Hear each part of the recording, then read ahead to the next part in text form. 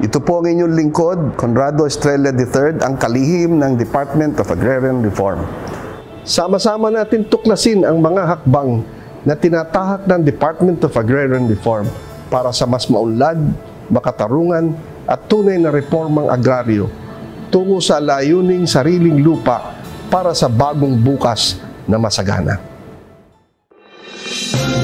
Uya na ang programang hatod kan Department of Agrarian Reform Bicol. Bitbitan lihitimong putoro na makapaghatod din istoryang kapupurutan ng inspirasyon gikan sa mga lihitimong paraomang benepisyaryo.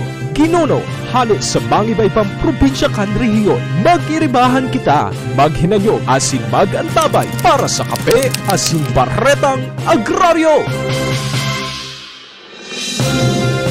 Good morning po sa Indogabos mga tugang. Welcome po sa programang Kape asin Baretang Agraryo. Saro na naman pong programa na magataw sa inyo din ka-informasyon may kinaraman po sa naginibuhan kan Department of Agrarian Reform. Ang programang ini hatod po sa inyo kang DAR o Department of Agrarian Reform Region 5 asin po kan proyektong split. Kano binagi pong episode kan sa tuyang programa sa inyo pong nakasabay ang pamayo kang Camarines Sur 2 na si Sir Ato o Kaagraryong Ato Bikilio. Pinagdiskutir niya po duman ang mga performances po kan sa iyang opisina duman sa iyang ito kan Camarines Sur. Ngunyan pong pag-aaga, mga tugang sa tuyang makakasabay po ang saro pong babayi. Yan. Saro po sa magayon na babayi kan Department of Agrarian Reform. Siya po nagpagtapos kan sa iyang kolehiyo sa Ateneo de Naga College kang 1984 sa kursong Bachelor of Science in Education, major in Mathematics. Pagpadagos niya po ang sa iyang edukasyon sa Partido College, kung saan siya po nakakuha kan sa iyang master's degree in Public Administration kan taon 2015. Sa ngunyan po, halos 40 taon na siya na nagiserbi po sa gobyerno. Nagpoon po siya kan sa iyang karera sa trabaho sa Department of Agrarian Reform kanuminaging 1985 hanggang 1988 bilang Junior Statistician sa DAR Region 5. Kasunod kay ni, naging computer programmer po siya kan taon 1988 hanggang 89.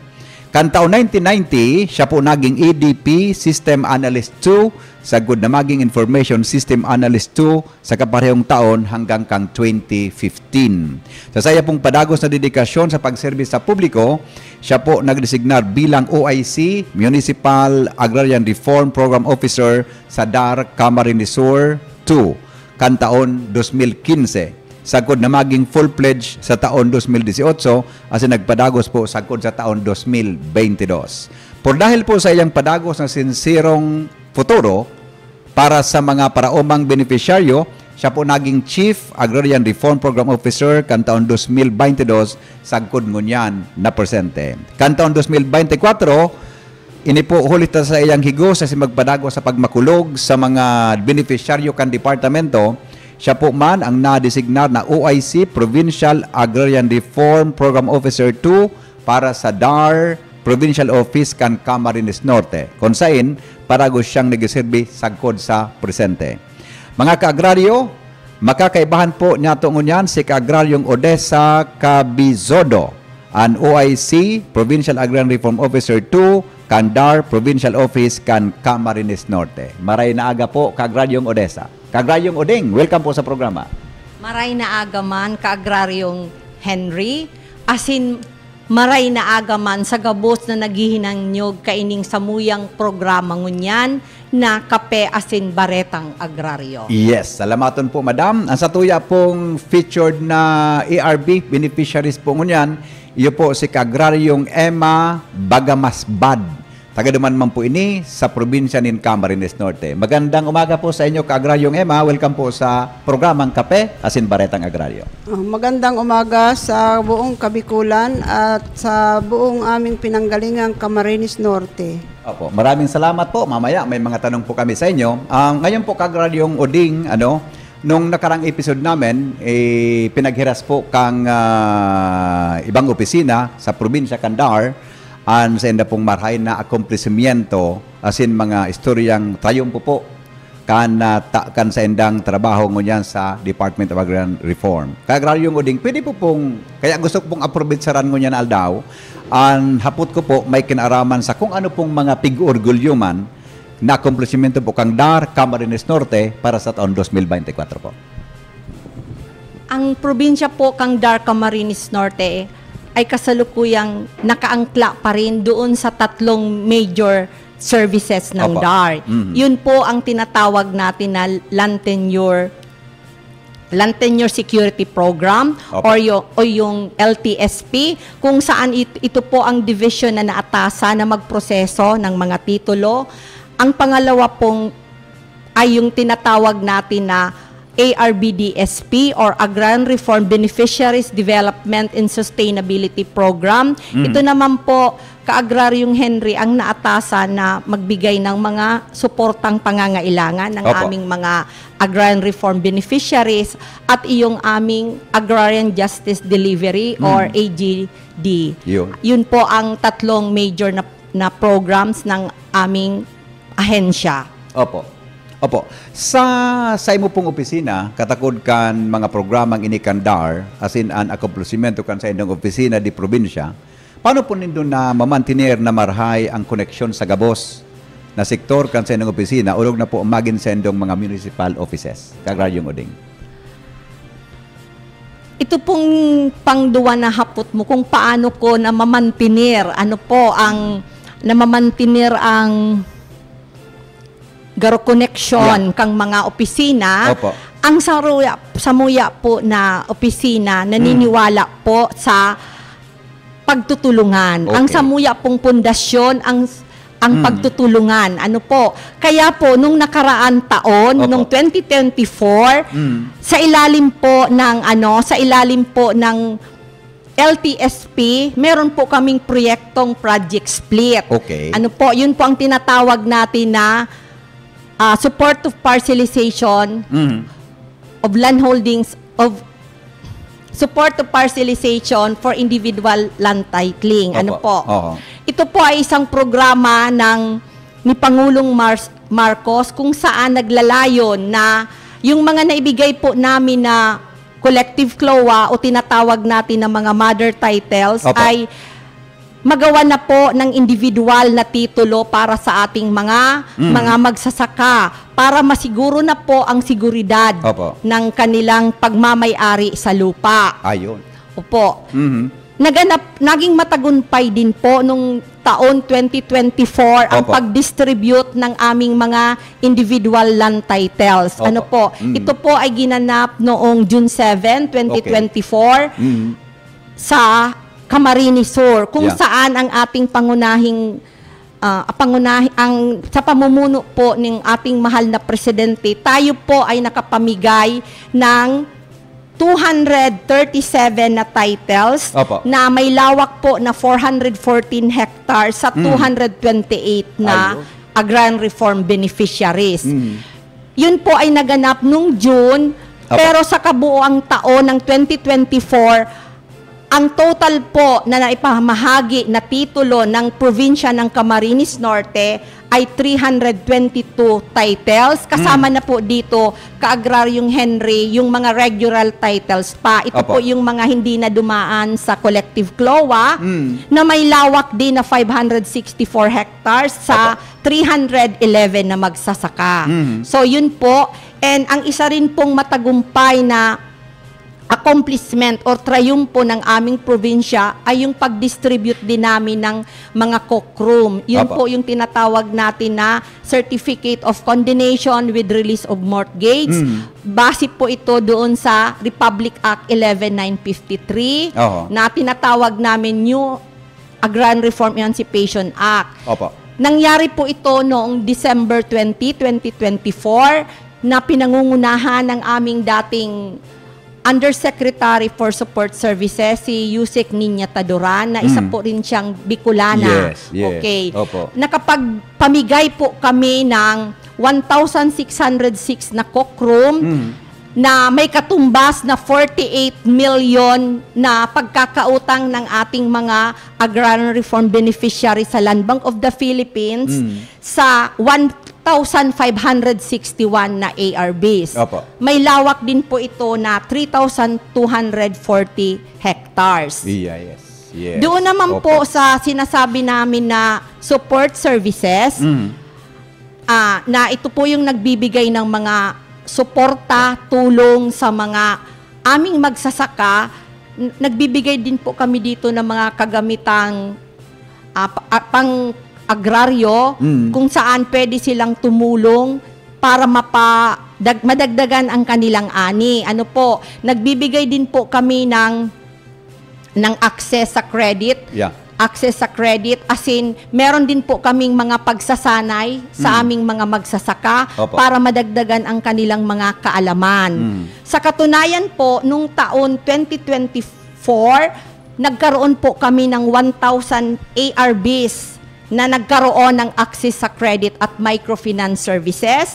At meron din po na nakapagtapos ng pagsasanay sa Farm Business School na mahigit kumulang 3,300 na ARBs. Ang isa pa po na inisyatiba ng DAR Camarines Norte na ay yung tinatawag naming Ka-Agraryong Henry na Daravan. Okay. Ito po ay isang inisyatiba ng DAR Camarines Norte na yung damayan sa pamayanan.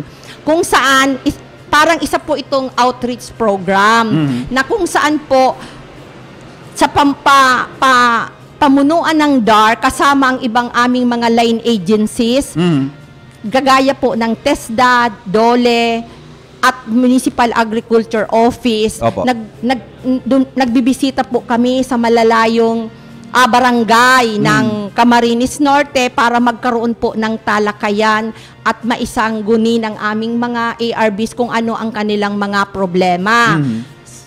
Para pong bringing the government closer to the people. Kasi hindi rin po natin maiwasan na marami pong mga magsasaka ang walang kakayahan na pumunta sa aming mga Municipal Agrarian Reform Offices kung nasa malalayo silang barangay. Kasama din po dito namin yung aming legal sector sa pulong-pulong na ito para po mabigyan sila ng kaalaman kung ano ang kanilang mga karapatan sa lupa. At kung meron din po silang mga problema sa ground na kailangan magkaroon ng solusyon, halimbawa may mga conflict sa boundaries, mga ganun po na problema.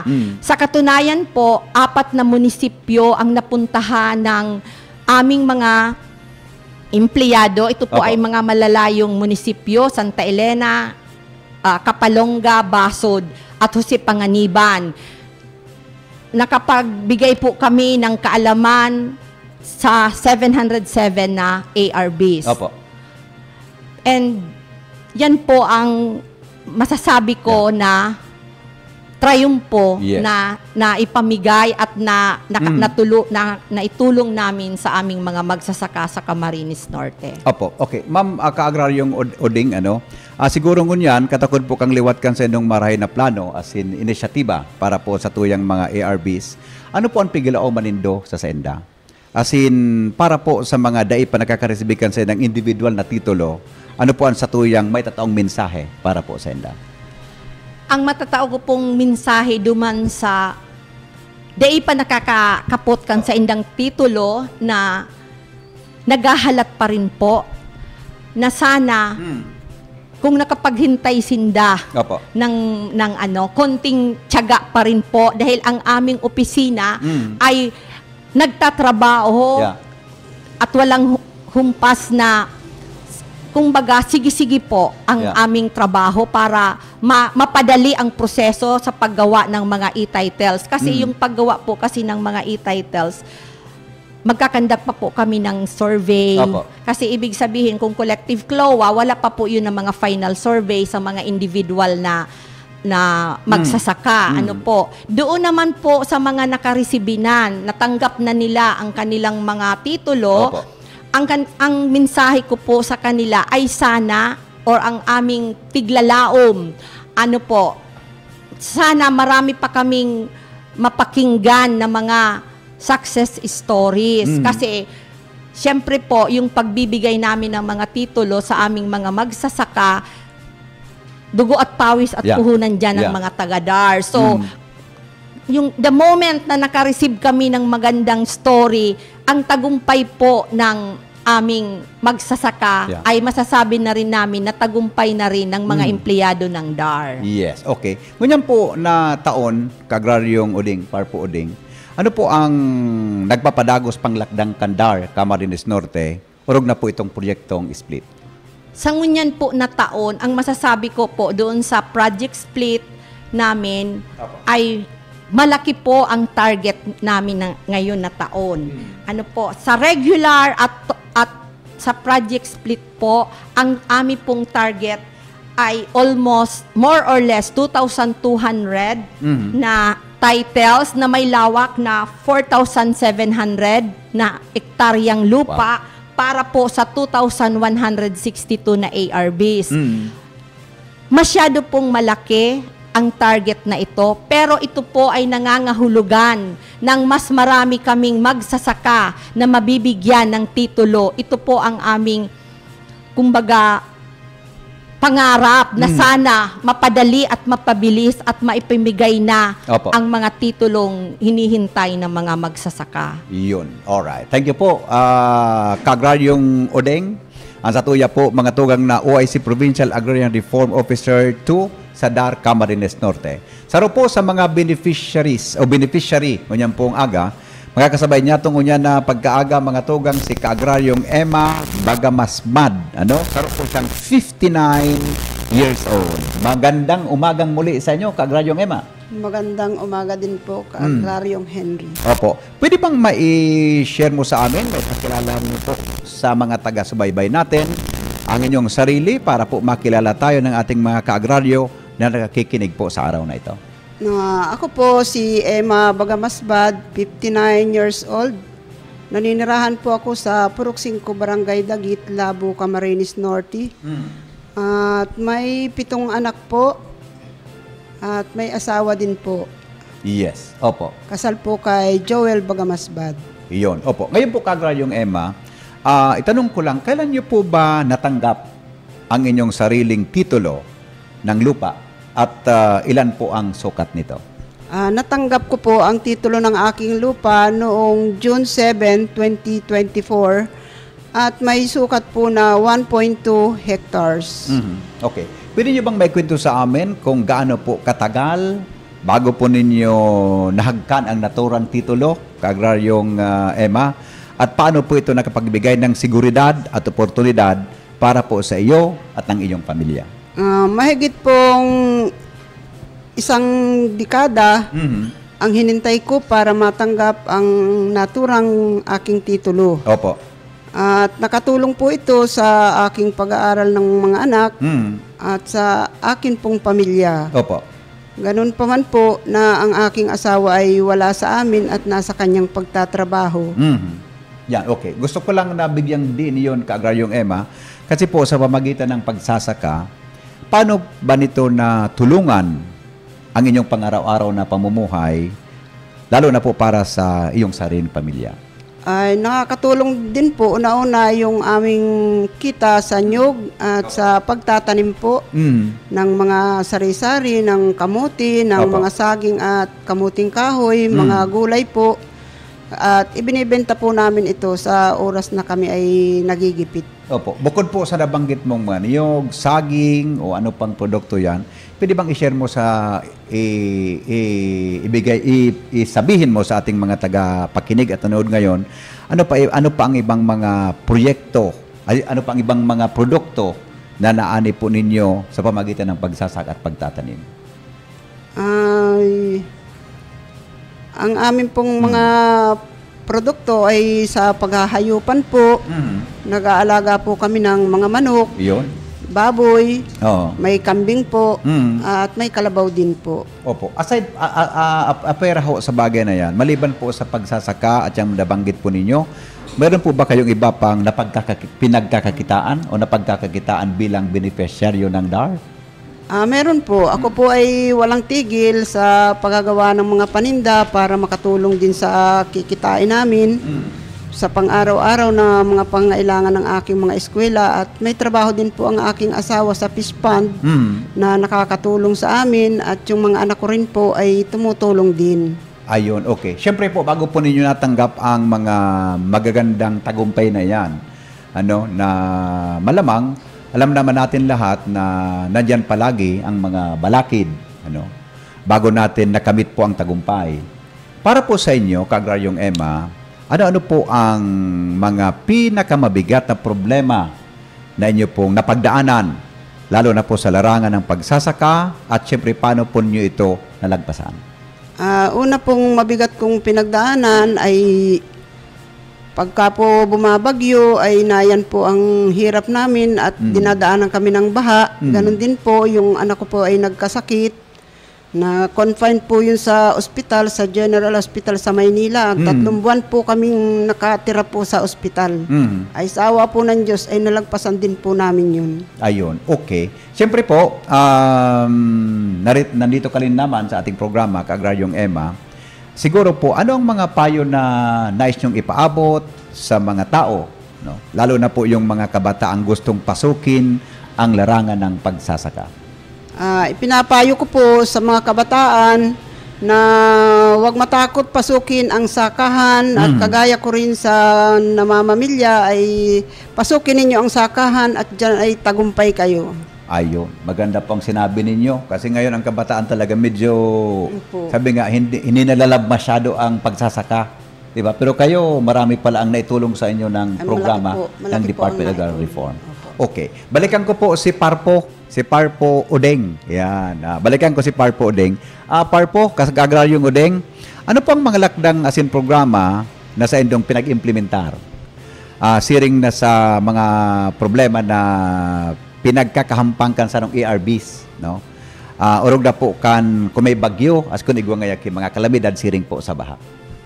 Yung pong aming isang division na nasabi ko na po kanina, yung ARBDSP, kung saan nagbibigay po ng suporta sa ating mga agrarian reform beneficiary, meron po tayong sinasabing climate resilient farm productivity support. Opo. Oo. Ang pagtulong po nito, ng programang ito, ay pinadadaan po namin sa mga ARBOs o yung Agrarian Reform Organization kasi hindi naman po tayo tumutulong na direkta sa ating mga ARBs. Kailangan po ang aming mga magsasaka ay kasapi sa mga organisasyon. So binibigyan namin po din sila ng mga pagsasanay na makagamit sila ng makabagong teknolohiya para kung ano man pong bagyo o sakuna ang dumating, handa po sila. Yan po na ang binibigay po namin ay yung tinatawag nating rice combine harvester, thresher, mga sprayer, inputs, para hindi lamang handa sa kalamidad, kung ano pa po ang darating, makatulong din po ito sa kanila para sa isang masaganang ani. Yung mga nabanggit po ninyo, Ka-Agraryong Udeng, na mga farm tools ba yan? Tama? Farm tools, farm implements, kagamitan. Paano po yan pwedeng ma-avail ng ating mga kababayan na gusto po ninyong tulungan? Ina-identify naman po yan ng itong division na ito, kung sino po ang karapat-dapat na organisasyon. Kasi may mga ano din po yan, parang ano yon, yung ina-assess. Ina-assess yung mga organization na yon at pati mga kooperatiba. Yun po. Binibigay ho ba niya na libre sa ating mga farmers organization at mga cooperatives? Maganda po yan. Kasi mas mapapadali ang sa kanilang trabaho. Nung isang taon po, nakapagbigay kami sa Burabod Agriculture Cooperative ng 4-wheel drive tractor with rotavator. May 4-wheel drive pa lang gano'n, no? Para sa motorcraft-based black farm, farm productivity enhancement. Meron din pong mga farm inputs at sprayer. Bahagi po ito ng kanilang pagsasanay sa Climate Smart Farm Business School. Yun po ang mga naipamigay namin. Diba, kailangan lang yata, maging organisado yung mga farmers natin. Para maging legit at mabigyan ninyo ng tulong mula sa ating gobyerno, ma'am. Kasabay po ng pag-receive nila ng kanilang mga titulo, lahat po ng mga ARBs ay hinihikayat namin na sumali na sa mga agrarian reform organizations. Opo, oo. Kahit hindi pa po sila nabibigyan ng individual na titulo, kahit yung collective pa, hinihikayat pa rin namin po sila na magsumali sa mga agrarian reform organizations. Tama ba, ma'am? Yun ang pagkakataon Kagraryong Udeng na maging ma-regular sinda at mabigyan ng lupa sa darating na mga araw. Ano? Kahit na hindi ka, hindi siya masyadong, hindi pa registered as farmer, pag nasumali doon sa organisasyon po ninyo? Hindi naman po gano'n. Okay, oo. Kailangan, may proseso tayo. Oo, may proseso. Yun. Very good. Okay, very good. Thank you po, ma'am, Kagraryong Udeng, para po sa bagay na yan. Okay, balikan ko lang si Kagraryong Emma. Sa pagkakataong pong ito, Kagraryong Emma, pagkakataon nyo po ito para pasalamatan, no? Ang lahat po na gusto po ninyong pasalamatan at ang inyong kabuang mensahe para po sa ating mga nanonood at nakikinig ngayon. Go ahead po sa inyong mensahe. Labis po akong nagpapasalamat sa pinanggalingan ng aking titulo, si President BBM and Secretary Estrella, at sa buong staff ng DAR. Labis ko po silang pinasasalamatan. Opo. Thank you, Kagraryong Emma. Balikan ko po si Kagraryong Udeng, ang ating pong part po sa Camarines Norte. Ma'am, ano po ang inyong mensahe? Kabuang mensahe, kabilugang mensahe para po sa ating mga sa tuya pong parahinan yung niya na pagkaaga, hindi po sa kape, asin, baretang agraryo. Go ahead po. In behalf of DAR Provincial Office po of DAR Camarines Norte, kami po ay taus-pusong nagpapasalamat unang-una sa ating Pangulo dahil sa mga proyekto, asin po sa samuya pong Secretary Estrella, asin ang samuya pong ama kang rehiyon na si Director Ruben Chodor Sindak. Asin po, nagpapasalamat din po ako sa gabos na mga magsasaka na matyagang naghintay ng kanilang titulo, asin patuloy na naniniwala ang kahalagahan ng agrikultura para mapaunlad ang kanilang pamumuhay. Ika nga, inaasam-asam natin ng lahat ng taga-DAR na walang magugutom na pamilyang Pilipino. May pagkain sa bawat hapagkainan ng lahat ng magsasaka. Oo. So maganda po ang sinabi ninyo, ma'am, na parang ang direksyon natin ay para sa pagkain ng bawat Pilipino. Isa yan sa mga isa yata sa mga plano ng ating administrasyon, di ba? Kagraryong Udeng? Opo. Opo. Ano pa po ang dagdag yung gustong sabihin sa ating mga viewers at listeners ngayon? Salamat sa lahat ng nakinig at patuloy na makikinig sa mga susunod na episode ng Kape at Baretang Agraryo. Sulong Agraryo. Sulong Agraryo para sa bagong Pilipino. Tuluyang nakaptan nyo na ang inyong mga panalangin. Lupang sinasaka, pag-aari ninyong ituring. Sulong Agraryo, tagumpay ng bawat Pilipino.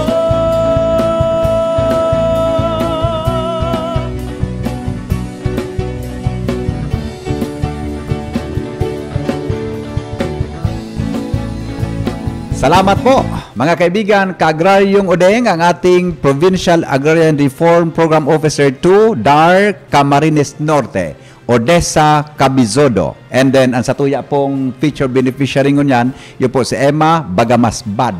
Saro pong 59 years old. Magayon po sa iyang naging hiras, pinaghiras niya kung paano po siya nagkaigwan ng titulo. Dito na po mga tugang kandar, asin po kang proyektong split. Abangan po graray sa masunod na edisyon o kaya episode kan sa tuyang programa, ini pong Kape, Asin, Baretang Agraryo. Sa pangalan po kambilog na team, hali po sa DAR Region 5, asin po ang samuyang technical people, hindi po sa DCGB. Ini po si Kaagraryong Henry Maceda. Tayo po ang lalaking hindi inuumaga. Sulong Agraryo. Sa indong nadango, ang naging katiripunan kan mga istorya kapupurutan nin inspirasyon na ginuno gikan sa dedikasyon na makapaghatod nin lihitimong serbisyo publiko. Iniyan Kape asin Baretang Agraryo. Patuloy po tayong magkaisa para sa kapakanan ng ating mga magsasaka.